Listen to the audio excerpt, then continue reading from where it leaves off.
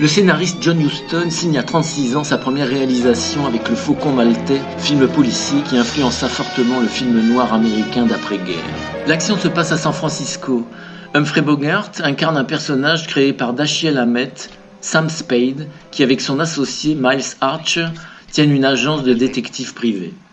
Une cliente interprétée par Mary Astor demande leur assistance pour retrouver sa sœur qui serait sous l'emprise d'un homme violent.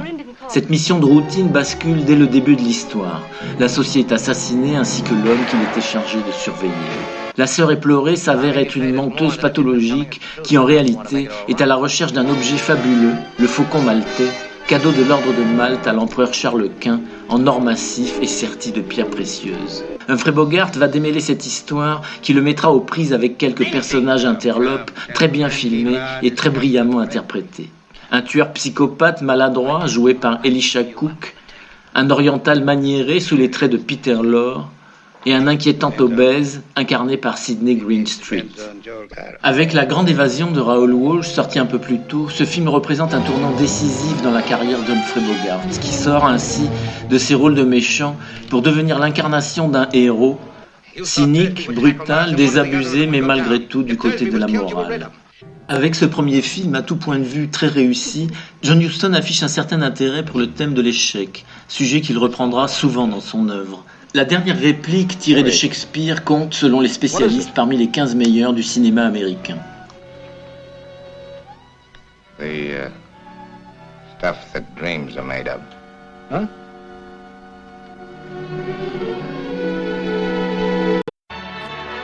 Qui a tué Vicky Lynn est un film noir plutôt réussi réalisé par Bruce Humberstone. Vicky Lynn est une jeune mannequin en vogue qui a été retrouvée assassinée. Une de ses relations, Victor Mature, très bon dans son personnage de promoteur sportif, est harcelé par la police. Son interrogatoire entraîne une série de flashbacks qui retracent l'ascension et la chute d'une jolie blonde, ambitieuse, incarnée par Carole Landis, une jeune actrice de 22 ans, qui connaîtra elle-même une destinée tragique en se suicidant avant sa 30e année. Victor Mature, accompagné de deux vieux beaux plutôt cyniques, l'avait rencontrée comme serveuse dans un bar miteux de New York et s'était juré par gageure d'en faire une vedette. Le conte de fées, très bien parti, va bien sûr tourner au drame. Betty Grable est de la partie, en sœur raisonnable de la victime, ainsi qu'Elisha Cook, en portier, et Laird Cregar, dans un rôle intéressant de flic pas très net, dévoré de passion pour la belle starlette. L'enquête, à rebondissement, s'entremêle avec l'évocation du passé, selon un scénario plutôt original et efficace.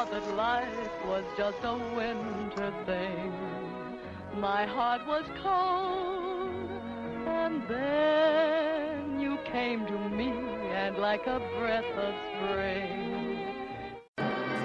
Victor Fleming réalisa en 1941 une nouvelle adaptation du célèbre roman de l'écrivain écossais Robert Louis Stevenson, L'étrange cas du docteur Jekyll et de Monsieur Hyde.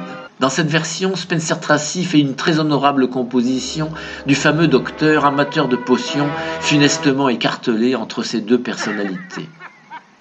Ses partenaires à l'écran sont Lana Turner, en jeune fille bourgeoise de bonne famille, fiancée au docteur Jekyll, et Ingrid Bergman, une grisette des bas-fonds, objet des pulsions irrépressibles de l'infâme Mr. Hyde. Les deux actrices auraient échangé leur rôle au dernier moment, car Ingrid Bergman était un peu lassée des rôles de femme vertueuse dans lesquels elle était alors plus ou moins cantonnée. Avec un bel éclairage, les studios ont restitué une atmosphère londonienne du XIXe siècle, conforme au roman noir de l'époque victorienne, sans oublier bien sûr les rues nimbées de brouillard. Le scénario s'inspire moins du roman que de la version de 1931, tournée par Rouben Mamoulian, en étant toutefois plus convenu et moins hardi sur le plan des allusions érotiques. Entre-temps, le code Hays était passé par là. Victor Fleming s'est pourtant un peu lâché sur les fantasmes du docteur pendant ses douloureuses transformations.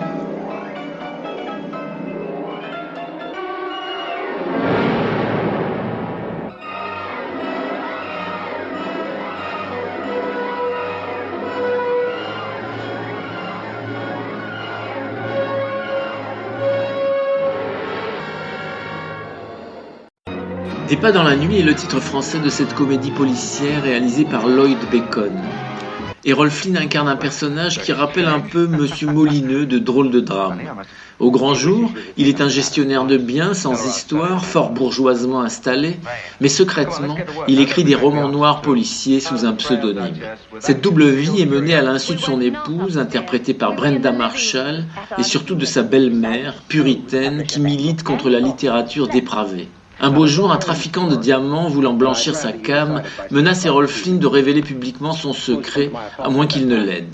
Peu après, le trafiquant est retrouvé mort sur son yacht.